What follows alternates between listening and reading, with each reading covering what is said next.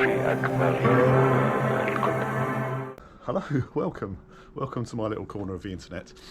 I was going to go out cycling today. I had a free day, and but it's damned miserable. Look, so I'm in the garage, and I don't know. Every time it gets untidy so easily, so I'm just going to spend some time tidying this up, and then I'll come back and talk to you later. However, I do have two exciting parcels that have turned up. One from Peaty's, and as in Steve Pete, and the second from Gorilla Brakes. So I'll open those once I've tidied up, and I'll show you what I've got. Okay, that's a bit better, isn't it? I've got the bike stand up here because I'm going to be working on the gravel bike.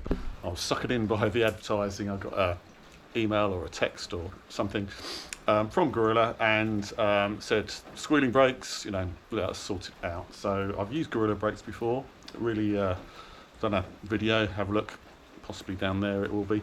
Yeah, they've been very good, but I've only used them I think on the road bike, on the Swift.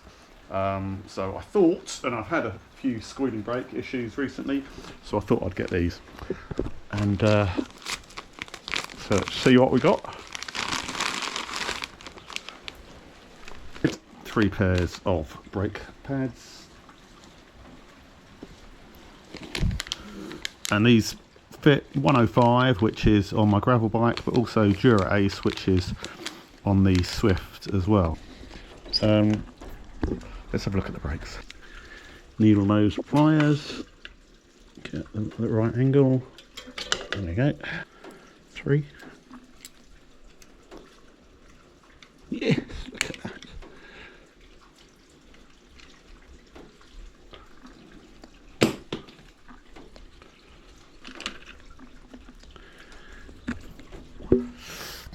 Yeah, they. I mean, they've got some pad life on, but those are pretty worn, aren't they?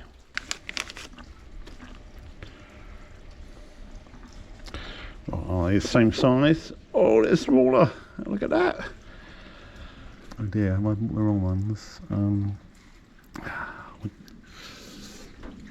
bollocks.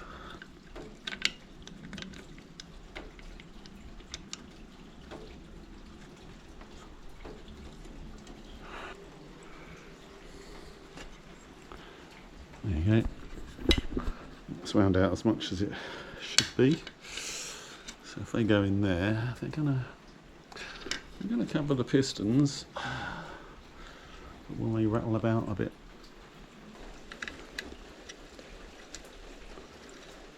Alright, so I'm going to take those for a test ride, but I will put the other pair in this bag and take it with me, just so I have it in case of emergencies.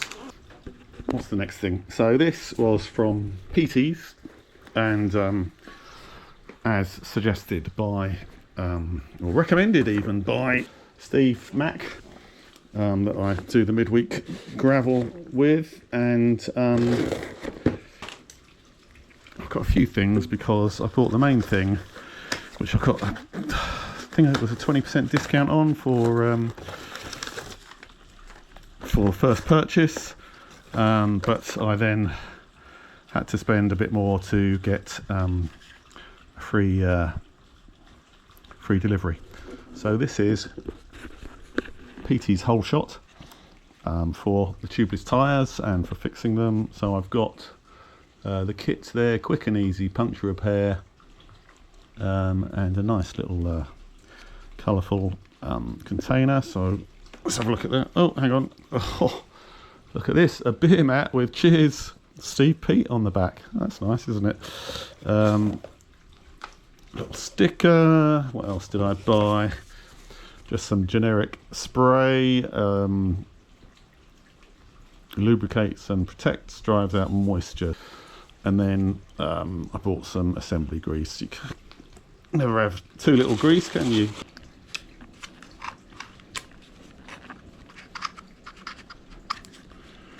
Goes there. Not that sharp. I wonder where the lid is.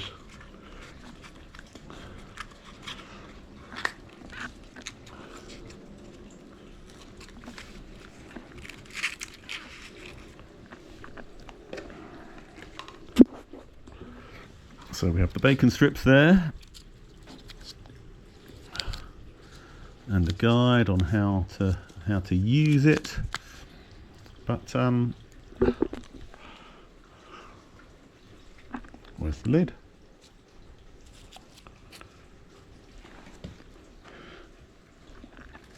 Am I being stupid here?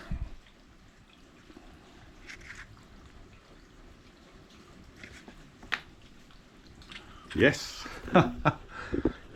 Yes, I am being stupid. So look, there we go, that comes out there, turns around. Ah, that's all right. Okay, panic over.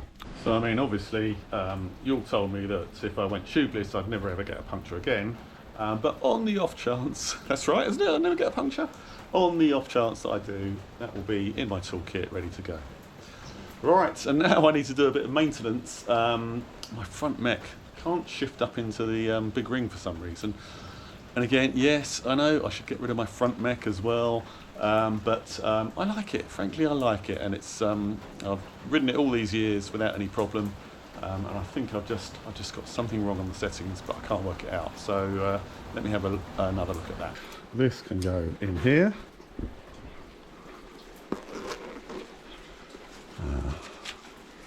Sit in the back there, so I don't lose it. There we go.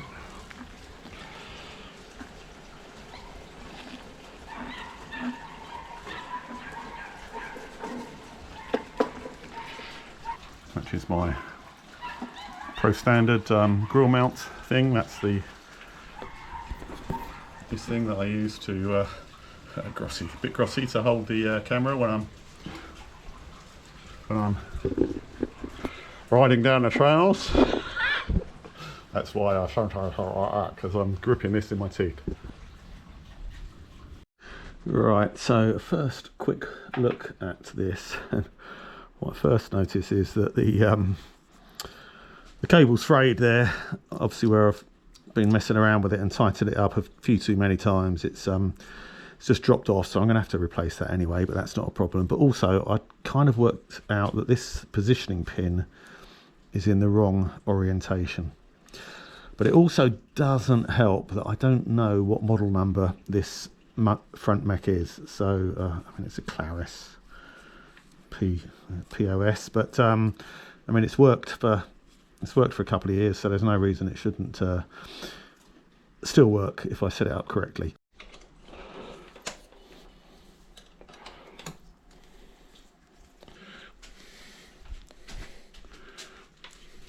Is it coming out? Yes.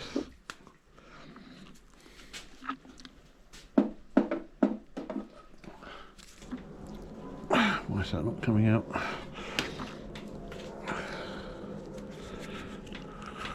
Alright, I've used the needle nose pliers to get a loop out here, but I'm really having to pull this out. That can't be particularly good for shifting, can it? Oh my god. Right, I'm not quite sure what's going on here. Let me put the camera down and give it my full attention. Right, so that cable goes up there through the frame there, and I just flicked that out with a screwdriver. It was quite stiff, but I got a face full of dust and crap. But I'm going to just cut that frayed bit off the end just to see if that makes it move through the outer any easier. Right, it's just all of a sudden started to move, but I can't really tell because I've been grabbing it with pliers. I think I've just done that. There wasn't particularly something blocking it, but interesting. Right, okay. Let's grab that out there. Leave that there for the moment. Right, let's have a closer look at the front mech. Can I see a Shimano reference number on it anywhere?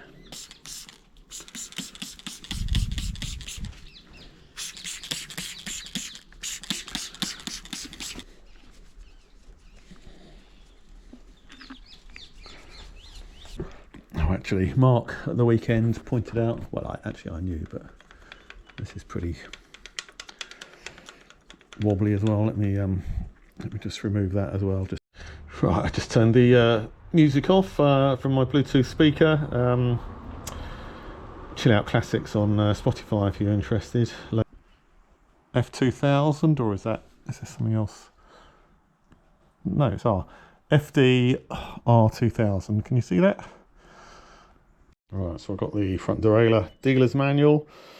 So it's the Claris FD R2000. I think it's on page 16.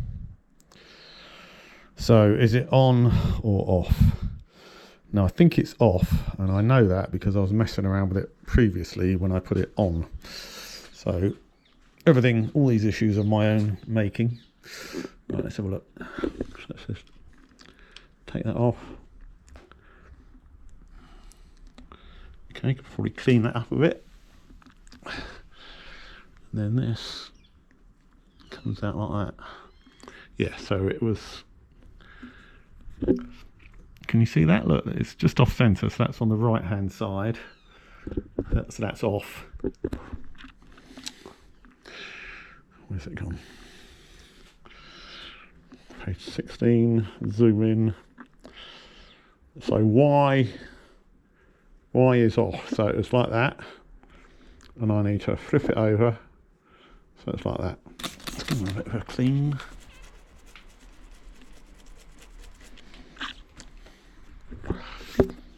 There you go, that's better. It's got the crud out of there. So it's on the right hand side and it needed to be on the left.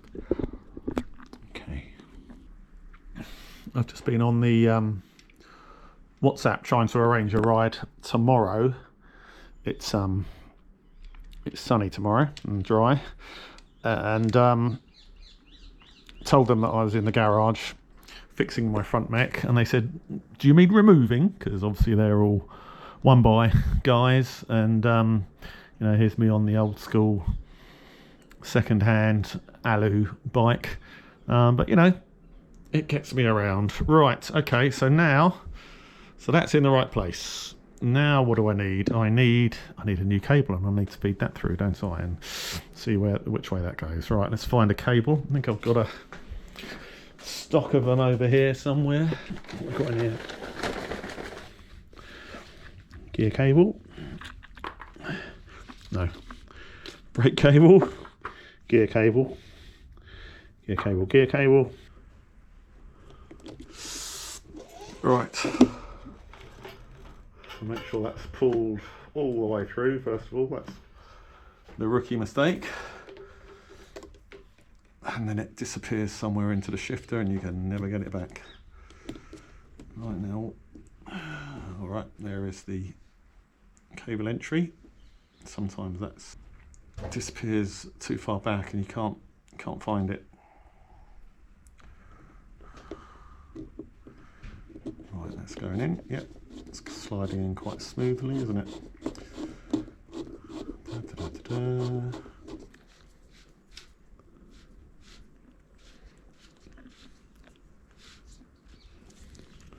Oh, now there is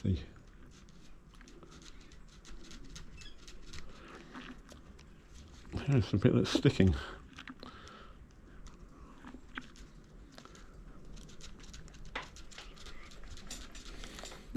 I've pulled it out of the bit further down so I can see if it's damaged, and I can't see anything. I've also sprayed some of this penetrating oil up the end there, and I've also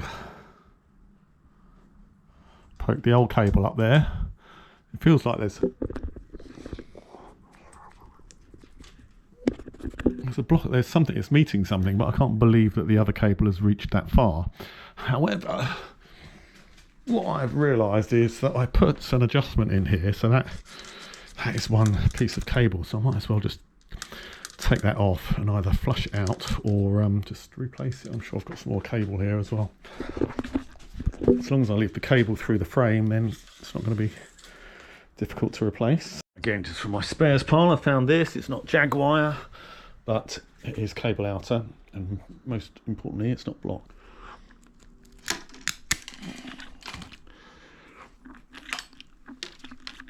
Squeeze that back to shape. Push that through the other end to open the hole. There we go. Put that around a bit. This is just the old cable, so it doesn't matter how rough I am with it. And there we go. Right, so push that down there. Yes, it's coming out the end now, no problem. That goes in there nicely. Close that little door. And that cable is in the correct position there. It's a bit grotty actually. That's something else that needs a clean.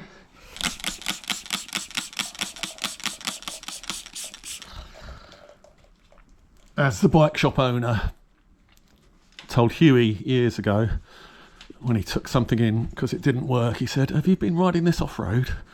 "Yes, because it's a bloody off-road bike." That is probably how we get all the crap in it, isn't it? Because it's all just falling down there and then collecting there. Even on a dry summer like this year. And then you find, yeah, that's probably... Oh, look. It's too short. We're going to need a bigger cable. Oh, man. Right. Found a longer cable. And that's the junk over there, so that can go in the bin. I did try to see if one of these would fit in here, or perhaps even one of these to stop the crap going down and collecting in there, but it won't fit in there. I mean, I could possibly drill that out, but I don't really want to be drilling frames. So anyway, now I need to now I can do this properly, and I need to route the cable properly as well. And does it go underneath this plate or on top of this plate? I don't really know. So time to look at the instructions again. Right, so according to the instructions, the cable comes up, it goes over that converter, and it's secured with the 5mm hex bolt here. Now I'm pretty certain, well, it definitely wasn't like that for the last couple of weeks when I've been having issues. I can't even remember if it was like that before. So this is when you're in large, small here. So let me just nip that up. So the idea is that this kind of, the positioning of this gives it slightly more leverage to pull it out, and that's what wasn't happening. It wasn't, even though it moved, even though the buffers, the stops were set in the right position, it wasn't actually moving out to shift up. All right, so let's just drop down here a bit. All right, and then shift the front. Didn't move at all, did it? All right, okay, so right, I believe I've identified what the issue was. So I still had this folded back, and that messes around with this. That blocks that little lever from moving freely, so when the rubber's pushed back. So, right, where are we in? Low.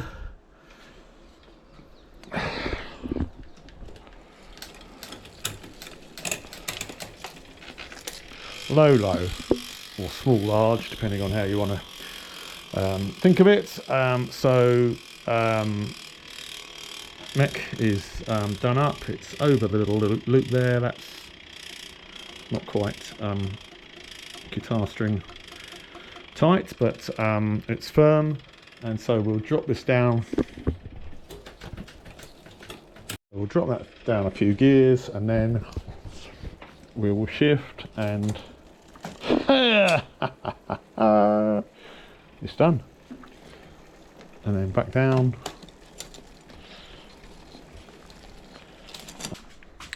Right, so I've just trimmed that to a decent length. The bike is ready for tomorrow. The garage is relatively tidy. Still got far too much junk there, but that is it for today. Okay, cheers.